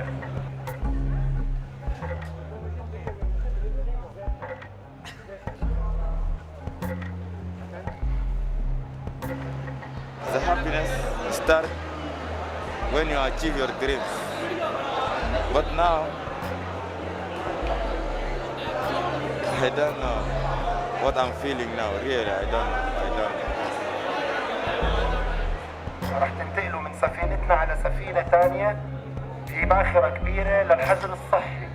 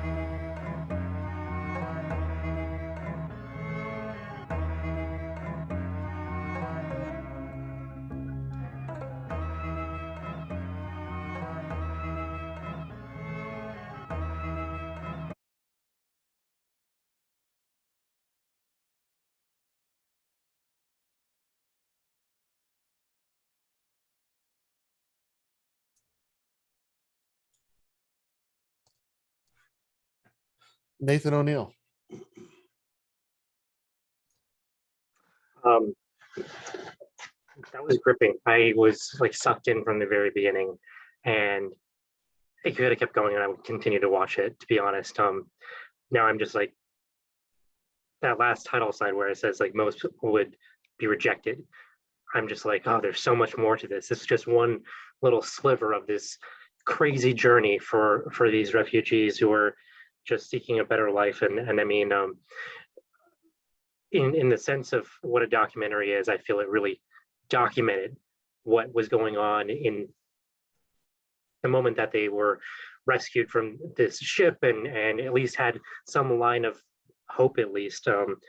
And you just kind of felt the push and pull of the unrest, the uneasiness, the anxiety, the hope, and then finally that human spirit that when the cheering began, that Italy was going to give them a safe place to stay at least. It was a range of emotions, and I felt like it had a nice push and pull. But yeah, the very beginning gripped me, and it was like this kind of quiet urgency. And I think from that moment I was sucked in and couldn't look away. Raquel. Yeah, this one also gripped me right away. It was engaging right away. I loved how visually, I like how visually it was responding to the emotions that I was feeling. So like in the beginning, it was kind of dark, like before the sun rose, and it's kind of like, like before the sun rises and that hope comes when you're rescued. And I felt like it visually reflected the journey really well. I like that it showed the good, the bad, the ugly of their situation, like while they were on deck. After spending a few years just documenting refugees stuck in encampments, I really appreciated that they showed them having, being in prayer, having laughs, sharing memories, or sharing, their hopes for the future, but also that fights broke out and that despair was in there too. And I liked the honesty, and that they really showed the full spectrum of their experience in that moment. Again, also like what Nathan said, it was such a cliffhanger. Like I could have watched this for an hour. Like I could have kept going. I'm like, okay, cool. Like, let's go see what happens when they meet the Italian embassy and everything. So overall, I thought this was just really great. And there was a quote, Nathan's really like getting in me now. Now I'm like paying attention to the quotes. The one that stood out to me was, you have to show that you're human. I thought that was a really powerful thing, because it is something that like they're constantly having to prove that they're just a human being that needs safety. So I thought it was very attentive to detail. I like that we got to know the crew a little bit, but that the focus really stayed on the refugees, and just really well done overall. Thank you. Priya. Yeah, I agree. I thought this was really exceptional. I would definitely rank this one very high in terms of what we've seen.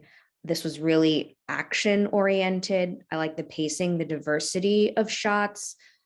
You could like sense the kind of like urgency in the beginning when they were communicating with the, the ship, and the camera work was a little, shakier. And then just the, montages of the people aboard the ship, whether it was prayer, or just their discussions, or even, as they were like learning how to prepare the, pre-prepared food. And then there were some really beautiful shots of the ocean, and there was, one sort of like what I assume would be like a drone shot sort of over the ship. So I just really loved like the diversity of visuals in this one. The one thing I may have totally missed, and this isn't a comment on the visuals, but more so like the producer, I may have totally missed this, so please someone point out to me if I did. Just any like interview, I mean, there was, the one scene where the men were wanting to communicate with family back home and there was no internet.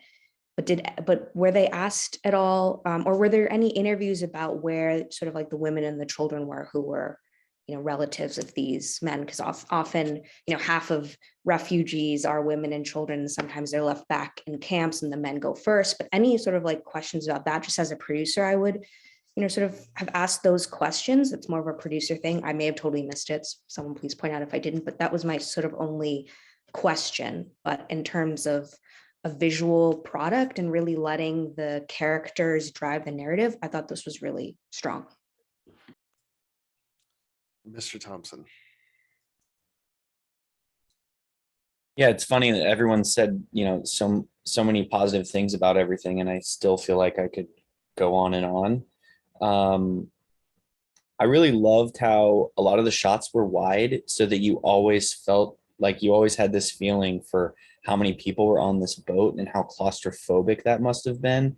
And you really understood why conflict would was you can't avoid conflict basically in a situation like that because you're constantly surrounded by other people. There was one incredible shot where there was a prayer group in the foreground and a fight happening in the background, and all in one shot, you just, and it's different cultures, and you just had this this overwhelming feeling of the complexity that was happening on that one ship. I thought the soundtrack was absolutely haunting at times with the strings. I'd be really curious if this was composed for the piece. If so, wow. And then there was also some, like at the end there, some really like nautical music that you kind of felt like you're out at sea. So I thought the music really complemented the rest of the film. I appreciated the editing too, how they layered some of the comments under video, and they weren't always like right in your face seeing the person who was talking. It wasn't like talking heads or interview setups almost ever. It always felt like very on the fly in the moment. And as a result of that, they had so many scenes with, just covering the different experiences on there, whether like happiness or sadness or rage or just wanting to find their families. And I think the last thing was just like the end just really begs the question. It feels like there's a resolution and you feel happiness for them because they've finally gotten to Italy, but then it still begs the question, like, have they really found safety? And I just would want to keep watching and keep following some of them to see if they make it. Yeah. You judges now have the incredibly hard task of ranking all of the pieces that you just saw in short form between yesterday and today. So what I'm going to do, or what I'm going to ask, is that maybe take 5 minutes, turn off your cameras, read back through your notes, make your own personal rankings. We want to use that Google spreadsheet that I sent yesterday. You're more than welcome to. We'll come back on. We'll go around the horn again, and then we'll figure it out. So it's 10, let's see here, it's 22 right now. I'll give you all the way till 30. All right, we'll go to 30. So take your time, and we'll see you in a few. Quick question, right? Yes, Or ma'am. two things. Yes. So is it ranking, it's ranking every single one, or is it just like a top 5 or? It's so actually I do have a little bit more clarification, although I think what I'm about to say probably for this category, some of this will not apply. Hold on, let me pull this up from AJ. You can award a first, second, third, and a single honorable mention. Judges are not obligated to award anything or to award all placements. You can give just a first and nothing else. You cannot skip placements. For example, if you don't award a first, you can't award second or third. You can skip second or third and award first and a single honorable mention. And you can choose not to award a first place and only award a single honorable mention. I have a feeling that that's not the case in this category. But yes, so whenever you're ranking this individually, pick who you feel should be first, second, third, and honorable mention. And would you mind dropping the Google Doc in the chat one more time? Yes. Thank you. Let's see here, copy link. And it is going in there. Nope, it is not. Copy link. There you go. Thank you, All sir. right. No problem. Take your time. Just turn your cameras back on when you're ready. Raquel. I knew you were going to do this to me. I felt it even before. I was like, I shouldn't turn my video on first. I support this. You would. All right. This will probably change after I hear everyone else's, but first I have unsafe passage. Second, 4th and goal. 3, I'm still battling between blue wall and the Ukrainian front line. And then my honorable mention being prone. That's exactly my order. Really? Wow. See, Nate, you and I, I'm already calling you Nate. Yeah. So I'll just go next since I'm close. Wait, what you said 4th was prone for you? Or mention. Yeah. Okay. Yeah, I had unsafe passage as number 1. Number 2 is 4th and goal. I had number 3 is on Ukraine's front line, and then prone as honorable mention. But I do consider this open to discussion for sure, because I want to hear everyone's opinions.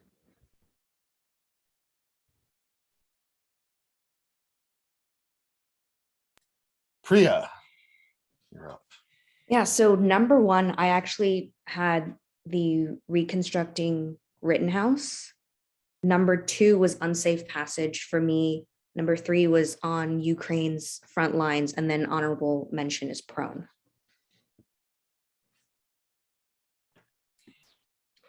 So it seems like there's a clear divide here. I had number 1, reconstruction Rittenhouse. Number 2 on Ukraine's front line. Number 3, unsafe passage, and honorable mention prone. It seems like prone is getting an honorable mention. Like, yeah. Okay. So, and of course I dropped my pen. All right. So we'll work from reverse. Raquel, do you want to lock in prone for your 4th and go Ukraine 3? Okay. 1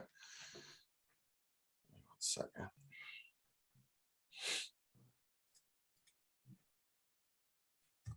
Okay. So looking at this, we have a clear 4th of prone, a clear 3rd for Ukraine. We have, this sucks. We have 2 for 4th and goal as second, 2 for unsafe passages first.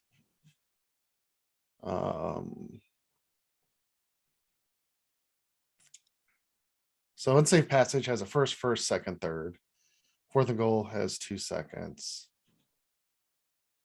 And Rittenhouse has 2 first. So I guess. Oh man. I don't know what to do. Can you like tally up points and be like, unsafe passage has the most points? I believe so. I want to say that's what we've done in years past. Before I do that, is anyone swayed one way or the other? By any chance, is anyone on the fence on their votes? On number 1 or for anything? For number 1 or number 2. Well, I'd love to hear why you guys picked reconstructing Rittenhouse as number 1. Yeah. For me, holistically, as a journalism project, like presentation and project, with the visuals and the editing and the video evidence and sort of like the amount of work that it took to bring this to life, I think holistically this just felt like number 1 to me. And of course the visuals elevated it, the interviews that they got. I think holistically this was like a near flawless presentation for me. Nathan? Yeah, I agree. I feel like, to me, this was the most complete, well-rounded piece in terms of research, storylines, emotion. I felt like there was not a lot of lingering questions in terms of just the story for myself, and the visuals, especially the interviews. I feel like those really enhanced the story beyond what we were seeing in the video. Yeah, I mean, as to kind of echo what Priya said, it is just a very complete piece of journalism, and I can't really find any flaws with it, to be honest. I think and it's completely fine. I think it does then go to an overall unsafe passage just has more votes in general, whereas fourth and goal and reconstruction Rittenhouse just has 2 total, if that makes sense. Which then I can share. I can, if you're curious, I can share why like I lean towards stories like Unsafe Passage and Fourth and Goal a little more than the Rittenhouse piece. Please do so. Yeah. Because since this is best of photojournalism, I really think about like, how is it that the story is progressing? I feel like the reason I didn't have the Rittenhouse on my list at all is because it seems more like a story that's produced after the fact, where it's more about like assembling content that probably already exists and then packaging it together, and they packaged it in an incredible way. I agree.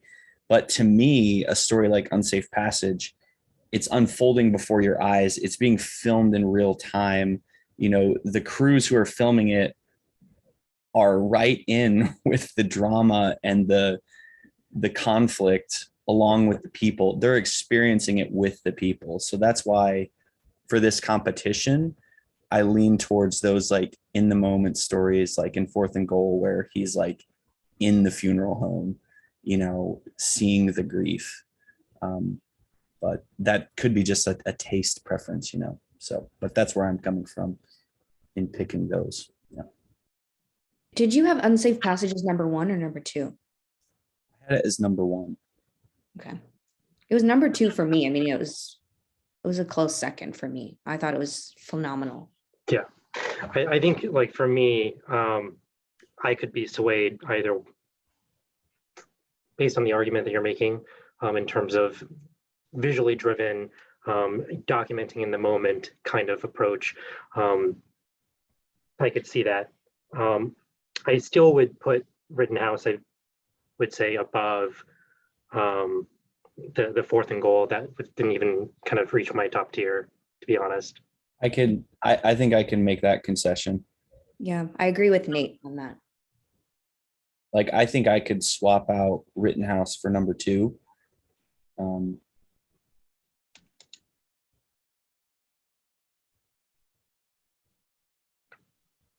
Raquel, what do you think? Yeah.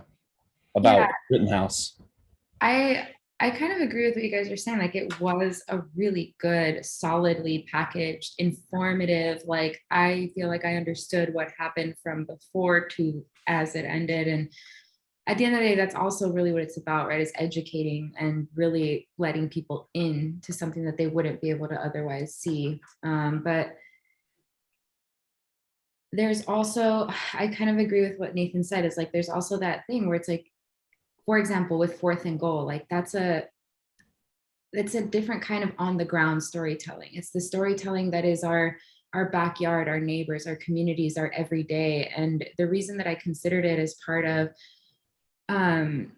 the 1 through 4 is because if I look at all of the ones that will be awarded, they're all these like bigger than life kind of events, like, you know, like refugees and the Ukrainian war and Rittenhouse. And like, these are all important things to cover and things that we've been focused on for so long.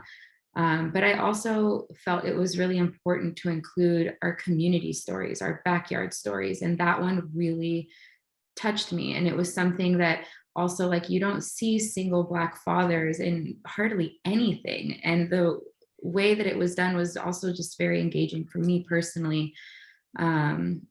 I thought it was just really good. And I thought it was also important to include that kind of journalism and that kind of documentary, that it's not always the big, it can also be important to focus on the smaller stories. Yeah, that's why Fourth and Goal, I stand by Fourth and Goal, for whether it's second or third or honorable mention or whatever it is. I just feel that it's important to recognize that kind of documentary and storytelling, also because it will eventually influence what journalists and documentary makers go out and look for as far as like what to document, what to include in, what's going to win an award, what's going to be recognized. And it's not to say that I'm just choosing that one because of that, but I thought that that was an excellent example of that kind of journalism. All right. One more time, I'm going to go real quick through it. I think the two Nathans might have said there was a couple that they could flip. So I also wouldn't totally agree with Raquel on that. I mean, I agree pretty heavily on that point. Like, yeah, that piece hit me much harder on like a personal human level than like Rittenhouse. You know, Rittenhouse was like, it was really well produced, but it didn't really have like a close-up humanity. I didn't feel like it was necessarily bringing like to light the human condition, you know? And I think Fourth and Goal did that in an incredible way. Priya, were you going to say something? Not on the Fourth and Goal thing, but I mean, I think these are really important points. So thank you both for illuminating those. I was just going to say that, I mean, I would totally flip Unsafe Passage to 1, because I also think it's a really phenomenal documentary. I mean, the Rittenhouse thing for me, I totally hear your points. I just think holistically, like looking at the full product and the different facets of work that went into that, from the reconstruction to like using video evidence as like an investigative tool, to the diversity of interviews that they got. That's why it was number 1 for me. But I mean, Unsafe Passage was like a close second. And also just on the Fourth and Goal, I totally hear you both, and I agree with you. I mean, as I was building my list, I thought of Fourth and Goal, but for me, it was more of like a 5th or 6th place. Like, I was actually thinking if we could do 2 honorable mentions. The other one that stood out to me was Sound of Judgment, which was the McClatchy one, I think, which was like about the monuments, and they, you know, got some really great interviews for that one as well. After that, for me, like Fourth and Goal would fall potentially like after that. So it wasn't like super high on my list, but I totally agree with your points that you made. Right. You know, well, I think I yeah. was just going to jump in as far as I mean, we all kind of be in agreement that prone is an honorable mention, but kind of based on the logic of kind of not giving as much weight to the style of reconstructing Rittenhouse, I felt prone is kind of a lesser version of that. So, I mean, if we were to not consider prone for an honorable mention, I could definitely see putting something else in its place as well. Based on the idea that we would be looking more at kind of the documenting in the moment kind of approach. I guess is the question whether we wanted to go that way, or do we want to look at this more kind of research-based investigative journalism kind of approach, which is a different style in itself too, and it's hard to compare apples to apples, to be honest.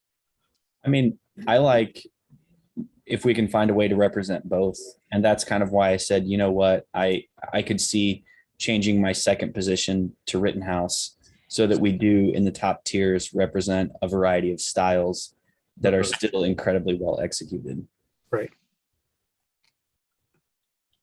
All right.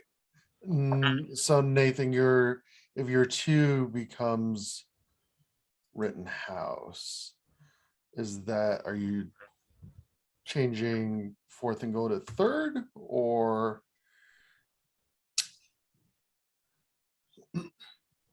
or keeping Ukraine at 3rd and doing away with 4th and goal, or getting rid of prone? I know. That's tough. Tell you what, individually, go to the Google Doc. Think about it, and feel free to change your votes. If you're locked in, just bold your numbers for me real quick. All right, so go look at your numbers. If there's anything you're going to change, make your changes now. I'll give you guys a few minutes. And then we'll go to math after that. To Beth.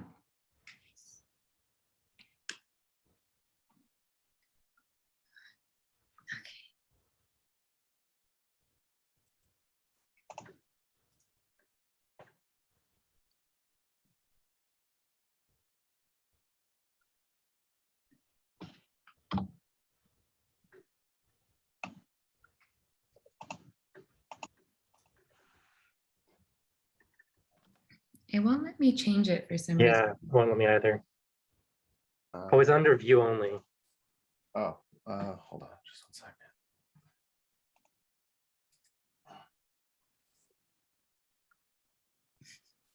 All right. See if it'll let you change it now. If not, I might have to resend the link to allow for editing. Is it just me, or is everyone under an anonymous animal on the viewer thing? Like, who's the walrus? Who's the hyena? Like, now I kind of want to know. Yeah, I don't know. No idea. I think I might be the liger. I'm blue.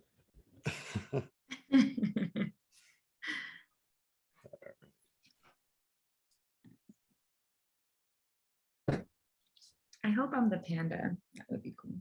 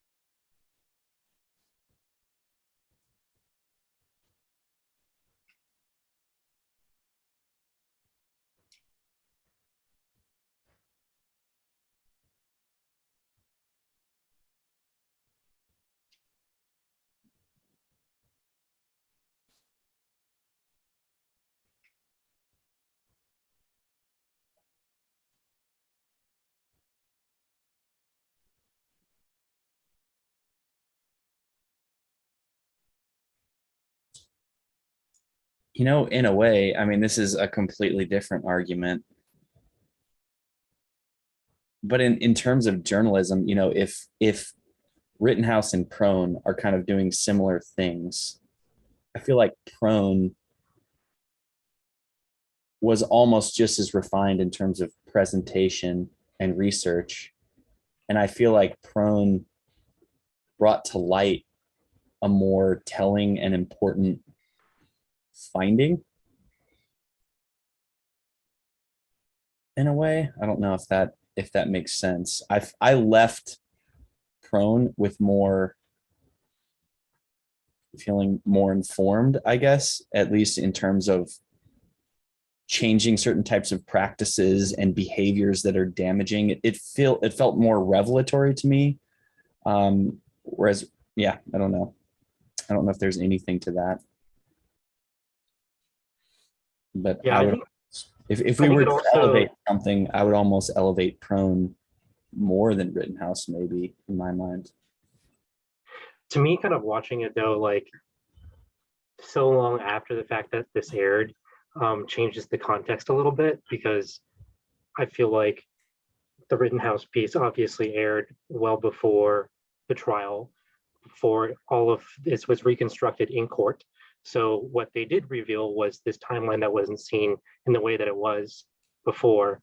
Same thing for Prone. I mean, I feel like it's hard to kind of judge, you know, the relevance and what it brought to the narrative and what the conversation right after the fact, so long after the fact. Sure.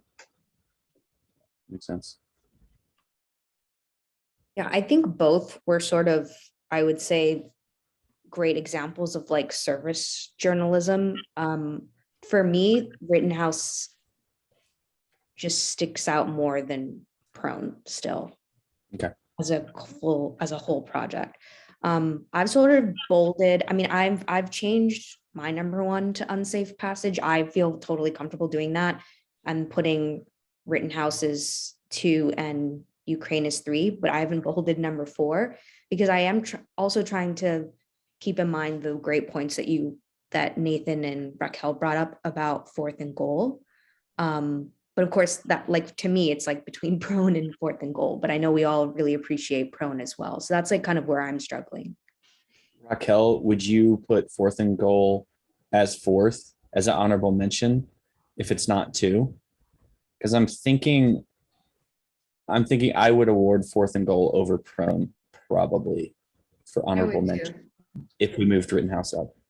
And plus we've already awarded Prone, you know, which it's not like we're leaving them high and dry. Like, we're giving them acknowledgement for the incredible structuring and storytelling and editing, you know, in the other category. Yeah.